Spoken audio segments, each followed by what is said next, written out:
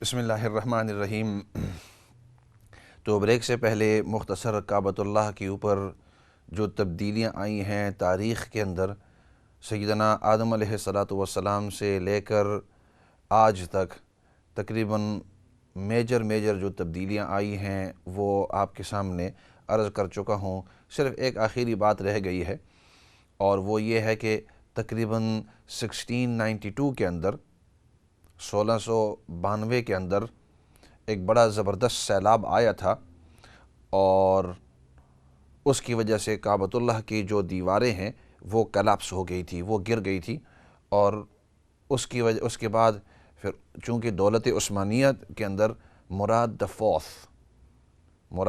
Fourth جو ہے وہ دولت عثمانیہ کا یعنی امیر تھا، خلیفہ وقت تھا، تو اس لیے اس نے حکم دیا تو کعبۃ اللہ کو دوبارہ اب گرینٹ کے ذریعے، خاص پتھر ہوتا ہے مضبوط، اس کی وجہ سے اس کی تعمیر دوبارہ کی، اور اسی ہیئت کے اندر جو آپ صلی اللہ علیہ وسلم کے زمانے کے اندر تھا اور آج تک اسی ہیئت کے اوپر ہے۔ تو یہ مختصر تاریخ ہے کعبۃ اللہ کی، اور چلتے چلتے انشاءاللہ اور بھی بہت سارے موضوعات آئیں گے، لیکن چونکہ کافی کالیں ہیں اور کچھ ساتھی کافی دیر سے ساتھی بتلا رہے ہیں، تقریباً 10 منٹ سے وہ انتظار کر رہے ہیں، تو ایسے کرتے ہیں ان کالوں کی طرف جاتے ہیں اور دیکھتے ہیں کہ آپ کے سوالات کیا ہیں۔ اور 15 منٹس، چلو وہ کہہ رہے ہیں 15 منٹس، 10 منٹ نہیں، 15 منٹ سے وہ انتظار کر رہے ہیں۔ So I really apologise on air, جتنے بھی ساتھی اور جتنے بھی لوگ انتظار کر رہے ہیں، sorry for keeping you on hold for so long. ایسے کرتے ہیں کالوں کی طرف جاتے ہیں جی۔ السلام علیکم ورحمۃ اللہ وبرکاتہ۔ وعلیکم السلام ورحمۃ اللہ وبرکاتہ۔ مولانا صاحب، آپ کعبے کی تاریخ کے بارے میں بتا رہے تھے۔ مسلمانوں کی عبادت کا مرکز جو ہے وہ خانہ کعبہ ہے، اور پوری دنیا کے مسلمانوں کے لیے اتنا زیادہ لوگ احترام کرتے ہیں، اور آپ دیکھیں گے جب رات کو عبادت کرنے جائیں خانہ کعبہ، تو جب طواف کر رہے ہوتے ہیں اور دعا کے لیے ہاتھ اٹھتے ہیں تو اوپر اتنا بڑا انہوں نے ٹاور بنا دیا، اور اوپر عبدالعزیز لکھا ہوا ہے، تو انسان کا وجود کانپ جاتا ہے کہ یہ لوگ کر کیا رہے ہیں، کہ کم از کم پوری دنیا سے مسلمان عبادت کرنے کے لیے آتے ہیں اور ہاتھ اٹھاتے ہیں اللہ تعالیٰ کے گھر میں، اور اوپر عبدالعزیز لکھا ہوا ہے، اور ہم لوگوں مسلمان اتنے کمزور ہو چکے ہیں کہ ان چیزوں کی طرف توجہ ہی نہیں دیتے۔ اور پھر دوسری بات یہ کہ جو کیا اس کا نام ہے، سوری میں بھول گئی ہوں، وہ پوچھنا تھا کچھ، کہ جب دعا کے لیے ہاتھ اٹھتے ہیں تو اوپر وہ ان کا عبدالعزیز نام آتا ہے، اور اتنا عجیب سا لگتا ہے اور انسان کا وجود کانپ جاتا ہے۔ تو جس دن سے یہ انہوں نے ٹاور اوپر کیا ہے سعودی عرب کے اوپر، میرا پورا تجزیہ ہے کہ کوئی نہ کسی صورت میں ان کے اوپر زوال اور عذاب آ رہا ہے۔ آپ کی بات ٹھیک ہے کہ کعبۃ اللہ کا احترام بہت ضروری ہے، اور ہر مسلمان کے دل کے اندر اس کا احترام ہے، بلکہ صرف مسلمانوں نہیں کہ پورے جتنی بھی انسانیت ہے وہ سب کے سب اس کا احترام کرتے ہیں، اور ہر وقت اس کا احترام، یعنی جو اتھارٹیز ہیں، جتنے بھی لوگ ہیں، ان کے لیے احترام ضروری ہے۔ You absolutely right. اور ان لوگوں کو ہمیشہ سوچنا چاہیے کہ کسی وجہ سے ایسا عمل ہم سے نہ ہو کہ جس کی وجہ سے اس کے احترام کے اندر کمی ہو۔ لیکن ایسے کرتے ہیں کال کی طرف جاتے ہیں جی۔ السلام علیکم ورحمۃ اللہ وبرکاتہ۔ وعلیکم السلام ورحمۃ اللہ وبرکاتہ۔ مولانا صاحب، میں ذرا ایک موضوع تو ہٹ کے میرا ایک دو سوال ہونا جی برائے مہربانی، یہ علماء متکلمین اور فقہاء کرام میں کیا فرق ہے، اور کفر لزومی اور کفر الزامی ایسی الگ الگ تعریف کی ذرا کر چھوڑ گی، بڑی مہربانی ہوگی جناب۔ ٹھیک ہے انشاءاللہ جی، مہربانی جناب، بڑی مہربانی۔ ٹھیک ہے انشاءاللہ۔ اگلی کال کی طرف جاتے ہیں، اگلی کال کی طرف جاتے ہیں جی۔ السلام علیکم ورحمۃ۔ اچھا، ایسے کرتے ہیں، انہوں نے جو سوال کیا ہے علمی سوال ہے کہ علماء متکلمین اور دیگر جو فقہاء ہیں، مفسرین ہیں، ان کے درمیان فرق کیا ہے، کفر لزومی وغیرہ۔ تو اس کے بارے میں میں یہ کہوں گا کہ ٹیکنیکل جو چیزیں ہوتی ہیں، یہاں ہر آدمی کا اپنا ایک سٹائل ہے، اپنا ایک انداز ہے، اور میرا اگر آپ نے دیکھا ہوگا کہ چونکہ اکثر لوگ عوام الناس کے، یعنی یہ ہوتا ہے کہ جو موٹے موٹے مسائل ہوں ان کے اوپر ہم بات چیت کریں، جو جنرل باتیں ہیں، تو جو باریکیاں ہوتی ہیں یا جو ٹیکنیکل چیزیں ہوتی ہیں کوشش کرتے ہیں کہ ایسی چیز نہ ہو کہ جو بعض اوقات انسان کے سر کے اوپر سے. متکلمین ان کو کہتے ہیں، علماء فقہا تو اس کو کہتے ہیں کہ جو مسئلے مسائل کے اوپر یعنی بحث کرتے ہیں اور قرآن و حدیث سے مسئلے مسائل نکالتے ہیں. مفسرین یعنی اللہ رب العزت نے ایک سٹیپ پیچھے جاتے ہیں تاکہ اگلی بات سمجھ میں آ جائے پورا. اللہ رب العزت نے قرآن کریم ہمیں دیا ہے، نبی پاک صلی اللہ علیہ وسلم کی سنت ہے، احادیث مبارکہ ہے، اور اس سے علوم اخذ کرنا یہ ایک مسلمان کے لیے ضروری ہے. ایک اہم مسلمان کے لیے اتنا علم کافی ہے کہ وہ اپنی 24 گھنٹے کی زندگی گزار سکے حلال کو حلال، حرام کو حرام جان کر، حلال کو اپنائے، حرام سے اجتناب کرتا رہے، دور ہوتا رہے. لیکن باریکیوں کا علم اللہ رب العزت نے گویا حکم دیا ہے قرآن کریم کے اندر کہ تم میں سے ایک طائفہ، ایک گروپ کا ہونا ضروری ہے کہ جو خاص دین کے خاص علم کے اوپر وہ توجہ دے.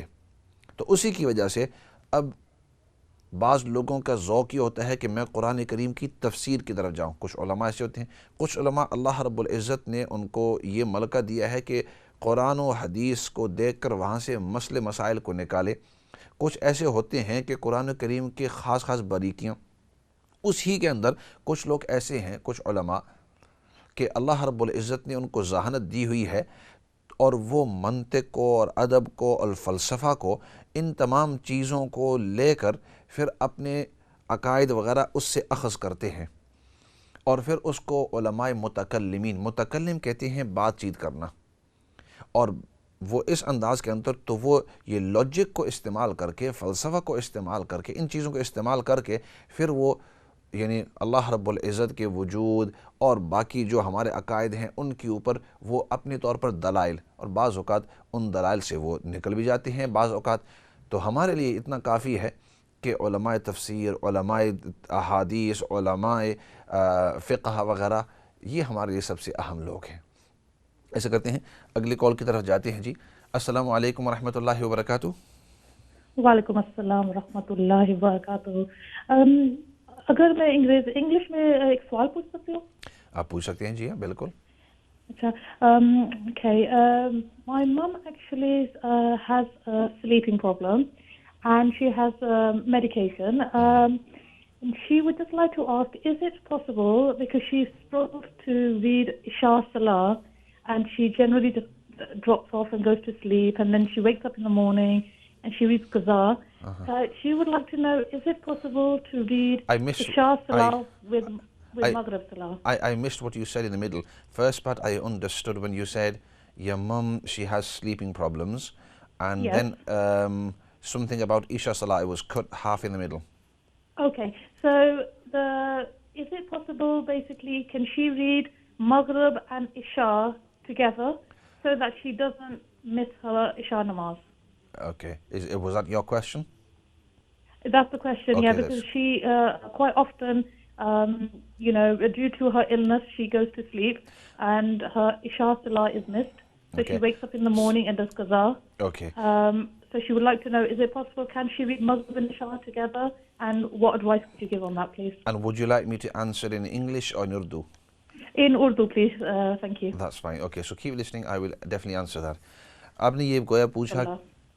وعلیکم السلام. آپ نے یہ پوچھا کہ آپ کی والدہ کو نیند کی تکلیف ہے اور ان کو اچانک نیند آ جاتی ہے اور پھر وہ دوبارہ اٹھ نہیں سکتے یا اٹھنا ان کے لیے مشکل ہو سکتے ہیں. تو آپ نے سوال کیا کہ عشاء کے وقت عام طور پر ان کو نیند آ جاتی ہے، تو آیا وہ اپنی عشاء کی نماز مغرب ہی کے وقت کے اندر مغرب کے ساتھ پڑھ سکتی ہیں؟ کیونکہ اگر مغرب کے ساتھ نہیں پڑھی تو ان کو نیند آ جائے گی اور پھر ان کو بعض اوقات اٹھنا مشکل ہے، اور پھر صبح اگر اٹھے آنکھ کھلی تو اس وقت وہ قضا ہو جاتی ہے. تو اس کا جواب یہ ہے کہ وہ مغرب کے وقت کے اندر نہیں پڑھ سکتی. اس کی وجہ یہ ہے کہ مغرب کا جب وقت ہے تو اس وقت مغرب ہی آپ پڑھ سکتے ہیں. عشاء کا وقت داخل ہی نہیں ہوا ہے، اور چونکہ عشاء کا وقت ابھی شروع نہیں ہوا ہے تو عشاء آپ کے اوپر فرض ہی نہیں ہوئی. عشاء آپ کے اوپر فرض ہی نہیں ہوئی، اور جب عشاء فرض ہی نہیں ہوئی تو اگر آپ نے اس کو پڑھ لیا تو آپ سے فریضہ ادا نہیں ہوگا۔ یہ ایسا ہی ہے کہ آپ کو ایک دوسری مثال دوں، اگر بالفرض ابھی آپ یہ سوچ رہے ہیں کہ اگلے رمضان کے اندر ہو سکتا ہے کہ میں بیمار ہوں یا اس وقت روزے ذرا لمبے ہوں گے، میں ادا نہیں کر سکوں گا، تو چلو میں ابھی ہی اپنے اگلے رمضان کے روزے رکھ لیتا ہوں، نیکسٹ جو آئندہ رمضان آنے والا ہے تو میں ابھی اس کے روزے رکھ سکتا ہوں، تو رکھ سکتا ہوں؟ تو اس کا جواب یہ کہ نہیں، کیونکہ ابھی تک آپ کے روزے کا وقت ہی شروع نہیں ہوا ہے، آپ کے اوپر وہ روزہ فرض ہی نہیں ہوا ہے۔ جو چیز آپ پر فرض ہی نہیں ہوئی ہے آپ اس کو ابھی وقت سے پہلے پڑھ ہی نہیں سکتے، اگر آپ نے پڑھ لی تو وہ نفل ہو جائیں گے۔ اس کی دوسری مثال، بالفرض ابھی حج کے دن نہیں ہے، حج کے دن ذی الحجہ کے اندر جو 5 دن ہوتے ہیں، لیکن آپ سوچیں کہ اس وقت تو بہت گرمی ہوگی اور اس وقت میں پہنچ بھی نہیں سکتا ہوں، یا ہو سکتا ہے کہ اس وقت ازدحام ہو یا کوئی بھی مسئلہ ہو، میں ایسے کرتا ہوں ابھی ہی چلا جاتا ہوں۔ ابھی مثال کے طور پر ذی قعدہ چل رہا ہے تو انسان یہ سوچے، مثال کے طور پر، یا شوال چل رہا ہے تو انسان سوچے کہ ابھی میں چلا جاتا ہوں مینا کے اندر بھی ایک دن گزار لوں، عرفات کے میدان کے اندر بھی چلا جاؤں، اور پھر مزدلفہ کے اندر بھی، اور پھر اس کے بعد مینا اور وہاں جو ستون ہیں ان جمرات کو میں کنکرے بھی مار دوں، تو آیا میرا حج پورا ہو جائے گا؟ تو اس کا جواب یہ ہے کہ نہیں۔ اس کی وجہ یہ ہے کہ ابھی تک آپ کے اوپر فرض ہی نہیں ہوا ہے، یہ وہ دن ہی نہیں آئے، تو وقت ہی ابھی داخل نہیں ہوا ہے۔ تو اسی طرح مغرب کے وقت کے اندر آپ نہیں پڑھ سکتے، مغرب کے وقت کے اندر آپ صرف مغرب ہی پڑھ سکتے ہیں مغرب کے ساتھ۔ ہاں البتہ یہ کام آپ ضرور کر سکتے ہیں کہ جو ہی مغرب کا وقت ختم ہو تو اس وقت عشاء کا وقت داخل ہو جاتا ہے، تو عشاء کے ویری بگننگ وقت کے اندر آپ پڑھ سکتے ہیں، جو ہی عشاء کا وقت شروع ہو اس وقت آپ اپنی عشاء کی نماز پڑھ لو اور باقی رات آپ کو پڑھنی نہیں ہوگی۔ ہاں یہ ہو سکتا ہے۔ اسی وجہ سے نبی کریم صلی اللہ علیہ وسلم جب صحابہ اکرام رضوان اللہ مجمعین کے ساتھ ایک خاص سفر کے اندر گئے تو اس طرح کیا کہ مغرب کو اپنے آخری وقت کے اندر، مغرب کا وقت ہوتا ہے تقریباً 1 گھنٹہ یا اس سے زیادہ جتنا بھی ہوتا ہے، تو ایک وقت سے شروع ہو کر یہ پورا کا مغرب اور ادھر ادھر ختم ہو جاتا ہے، تو ختم ہونے سے تھوڑی دیر پہلے نبی پاک صلی اللہ علیہ وسلم نے صحابہ کو روک کر فرمایا کہ چلو ابھی مغرب پڑھ لیتے ہیں، تو مغرب کی نماز پڑھ لی۔ جب مغرب کی نماز ادا کر لی، تھوڑا ہی انتظار کیا، مغرب کا وقت ختم ہوا، عشاء کا جب داخل ہوا تو ادھر بیٹھے ہی تھے، فرمایا اب کھڑے ہو اور عشاء کی نماز ادا کر لیتے ہیں، تو پھر اس کے بعد انہوں نے عشاء کی نماز ادا کی۔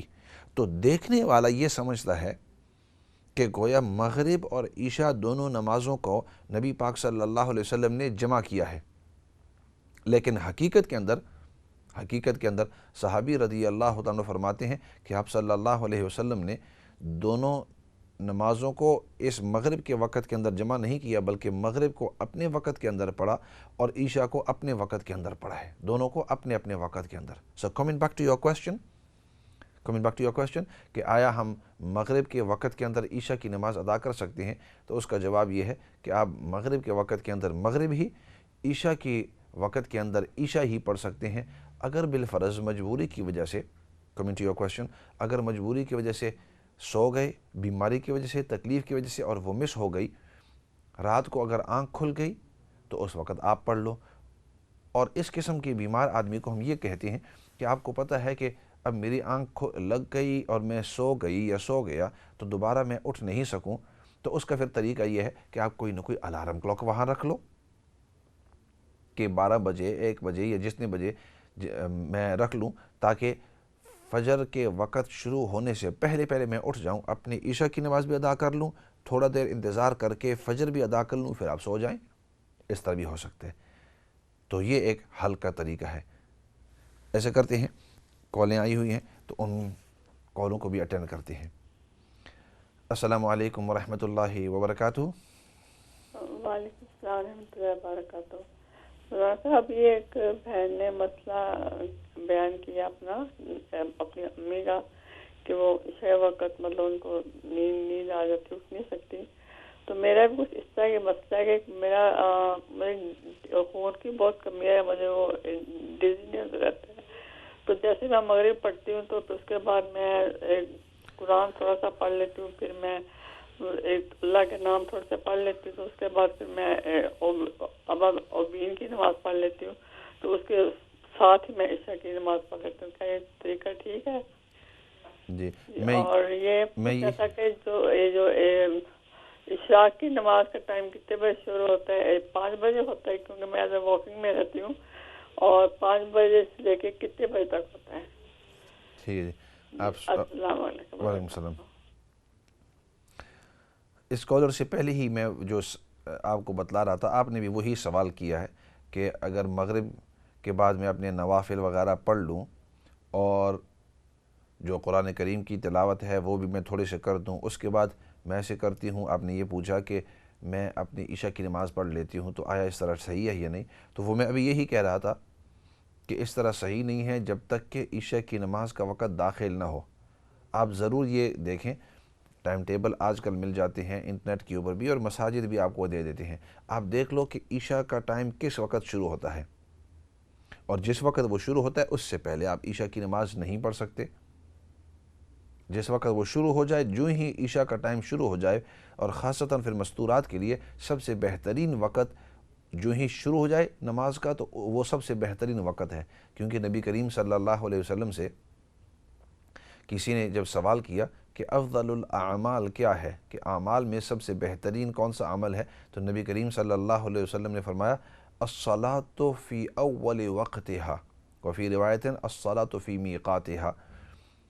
تو اس روایت کے مطابق فرمایا کہ نماز کو اپنے پہلے وقت کے اندر, ابتدائی وقت کے اندر پڑھ لینا. تو اس سے پتہ چلتا ہے کہ وقت سے پہلے آپ نماز نہیں پڑھ سکتے.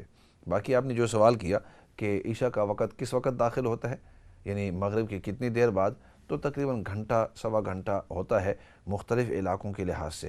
میں آسان یہ عرض کیا کرتا ہوں کہ کم از کم گھنٹہ فاصلہ تو رکھیں, لیکن اس سے زیادہ بھی بعض اوقات ہوتا ہے. آپ ایسے کریں, اپنی جو لوکل مسجد ہے ان سے ٹائم ٹیبل وصول کر لیں, اور اس ٹائم ٹیبل پر عام طور پر لکھا ہوتا ہے کہ یہ وقت یہ وقت یہ وقت یہ وقت جماعت کا ٹائم ہے, اور یہ وقت جو ہے یہ اس فلاں نماز کے شروع کا وقت ہے. مثال کے طور پر فجر کا وقت اتنے بجے شروع ہوتا ہے, ظہر کا اتنے بجے ٹائم شروع ہوتا ہے, عصر کا اتنے بجے, مغرب کا اتنے بجے, اور عشاء کا اتنے بجے. اور آپ کو اندازہ ہو جاتا ہے کہ کس وقت نماز کا ٹائم شروع ہوتا ہے, کس وقت ختم ہوتا ہے. کہ مثال کے طور پر اگر ظہر کا ٹائم بالفرض فار ایگزامپل اگر ظہر کا ٹائم 12:45 بجے شروع ہوتا ہے, تو اس سے پتہ چلتا ہے کہ اس سے پہلے آپ ظہر کی نماز نہیں پڑھ سکتے. اب عصر کا بالفرض فار ایگزامپل اگر 3:30 بجے ٹائم شروع ہوتا ہے, تو مطلب عصر کا شروع ہوتا ہے اور ظہر کا ختم ہو گیا ہے. اور مغرب کا اگر بالفرض 7 بجے لس سے 7 بجے شروع ہوتا ہے, مغرب شروع ہوتی ہے, تو پتہ چلتا ہے اب عصر ادھر تک ختم ہو گیا ہے. تو جس وقت نماز کا ٹائم ختم ہوتا ہے دوسری کا شروع ہو جاتا ہے. فجر کی نماز کا ذرا الگ ہے, کیونکہ فجر کا ٹائم وہ سورج کے طلوع کے ساتھ ختم ہو جاتا ہے. لیکن باقی جتنی بھی نمازیں ہیں ان کے شروع کا ٹائم ادھر موجود ہوتا ہے ٹائم ٹیبل کے اوپر, اور انتہا ٹائم, فنیشنگ ٹائم جو ہوتا ہے وہ دوسری نماز کے شروع کے ساتھ ختم ہو جاتا ہے. تو اس لیے, اور پھر آپ کی آخری بات کہ آج کل ابھی جون چل رہا ہے, تو جون کے اندر عشاء کی نماز 5 بجے تو نہیں ہے, خاصتاً انگلینڈ کے اندر عشاء کا ٹائم آج کل یہ جون, بلکہ آج 22 تاریخ چل رہی ہے, تو بالکل یہ تو 21 تاریخ یعنی گزشتہ کل جو 21 تاریخ تھی 21 جون, یہ تو the longest day in the year, تو یہ تقریباً سب سے لمبا دن ہوتا ہے 21 جون پورے سال کے اندر. تو اس کے اندر تو مغرب بھی تقریباً 10 to 10 9:50 یعنی 10 to 10 10 پر مغرب کا ٹائم داخل ہوتا ہے, اور عشاء کا تو پھر 11 بجے, یعنی اس سے 1 گھنٹہ اگر بعد میں رکھیں تو 5 بجے تو نہیں ہو سکتا. آپ جو اپنے یہاں لوکل ٹائم ٹیبل ہے اس سے دیکھ لیں, تو اگر آپ 5 بجے اپنی جماعت پڑھ رہے ہیں تو اس وقت تو میرے خیال میں عصر کا ٹائم بھی آج کل داخل نہیں ہوتا انگلینڈ کے لحاظ سے, تو 5 بجے تو آپ کا ٹائم داخل نہیں ہوتا. اسی وجہ سے میں کہا کرتا ہوں کہ اپنے جو لوکل علماء ہیں, جو لوکل مسجد ہے, ان کے ساتھ رابطہ رکھیں, یا وہ نہ ہو سکے تو کم از کم اس قسم کے جو پروگرام ہیں اس کو سنتے سنتے انسان کے علم کے اندر اضافہ ہو جاتا ہے. ورنہ بعض اوقات اس قسم کی غلطیاں ہوتی ہیں کہ جون کے اندر آپ 5 بجے جو ہے اپنی عشاء کی نماز پڑھتے ہیں. لیکن اس کے ساتھ ساتھ میں یہ بھی کہوں گا کہ عشاء کی نماز انسان جب پڑھ لیتا ہے، آپ کے پاس پوری رات ہے اور خاصتاً آج کل راتیں بہت چھوٹی ہیں، سونے سے پہلے اگر میسر ہو تو رات مختصر ہے، اپنی عشاء کی بھی ادا کر لیں، سنتیں بھی ادا کر لیں، اور درمیان میں وطر پڑھنے سے پہلے کچھ نوافل پڑھ لیں، اور ان نوافل کے اندر آپ تہجد کی نیت کر لیں، کیونکہ عشاء کی نماز اگر آپ 11 بجے پڑھتے ہیں، تقریباً جتنی دیر میں آپ عشاء ختم کرتے ہیں فرائض وغیرہ تو 11:15 ہو جاتے ہیں، تو آلریڈی آپ half way through the night, آدھی رات کے اندر آپ پہنچ گئے تقریباً۔ اس وقت آپ اس طرح کر سکتے ہیں کہ اپنی 2 رکعتیں یا 4 رکعتیں پڑھ کر تہجد کی نیت کر کے اس وقت اللہ سے دعا کرتے رہیں، کیونکہ تہجد کے بڑے ہی فضائل ہیں۔ اور جیسے رمضان کے اندر میں اس کی ترغیب دے رہا تھا کہ بعض اوقات انسان کو بقیہ سال کے اندر ذرا مشکل ہوتا ہے، کیونکہ عشاء جلدی ہو جاتی ہے، انسان سو جاتا ہے پوری رات نیند کے اندر، اور نیند سے دوبارہ اٹھنا بعض اوقات ذرا مشکل ہوتا ہے، لیکن ان دنوں کے اندر جب رات چھوٹی ہوتی ہے تو آلریڈی آپ آدھی رات کے اندر ہیں، تو اس وقت آپ ایسے کریں کہ 2 رکعت یا 4 رکعت پڑھ کر تہجد کے اندر اپنے لیے، امت کے لیے، باقی اب جو مرحومین ہیں ان کے لیے آپ دعائیں کرتے رہیں۔ باقی آخر 1-2 باتیں عرض کر کے ختم کرتا ہوں۔ کعبۃ اللہ کی تاریخ اب تک آپ کے سامنے عرض کر رہا تھا پچھلے 3 سیشنوں کے اندر، اور کعبۃ اللہ کے ساتھ ساتھ آخری بات یہ عرض کر کے اس انتہا کی طرف کہ نبی کریم صلی اللہ علیہ وسلم نے ایک حدیث کے اندر ارشاد فرمایا کہ قیامت کے قریب مجھے نظر آ رہے ہیں، صحیح حدیث ہے، فرمایا مجھے نظر آ رہے ہیں کہ کچھ لوگ، اور پھر ان کی جو حلیہ ہے وہ بھی بتلایا کہ چھوٹے قد کے ہوں گے، اور اس قسم کی ان کی چمڑی ہوگی، اور ان کی جو ٹانگیں ہیں وہ اس طرح ہوں گی، یعنی سیدھی نہیں ہوں گی، ان کو خاص قسم کی بیماری ہے، وہ کعبۃ اللہ کو اینٹ در اینٹ، برک بائی برک، وہ کعبۃ اللہ کو توڑ رہے ہیں اور اس کو منہدم کر رہے ہیں اور اس کو ختم کرنے کی کوشش کر رہے ہیں۔ تو کعبۃ اللہ کی اوپر تاریخ کے اندر جو تبدیلیاں آئی تھیں، تو یہ حدیث میں نے آخر تک رکھی تاکہ پروگرام ختم کرنے سے پہلے یہ عرض کرتے جاؤں کہ نبی پاک صلی اللہ علیہ وسلم نے یہ بھی بتلایا ہے کہ ایک وقت آئے گا تو کوئی یہ نہ سمجھے کہ کعبۃ اللہ کے اوپر کوئی اور تبدیلیاں نہیں آئیں گی، ہاں ایک ضرور اور بھی تبدیلی آئے گی، اور وہ یہ ہے کہ دشمن آ کر اس کو اینٹ در اینٹ، بلاک در بلاک، بریک بائی بریک، مطلب پتھر سے پتھر ایک ایک کر کے اس کو منہدم کریں گے، اور اس وقت مسلمان وہاں کھڑے ہو کر کچھ نہیں کر سکیں گے۔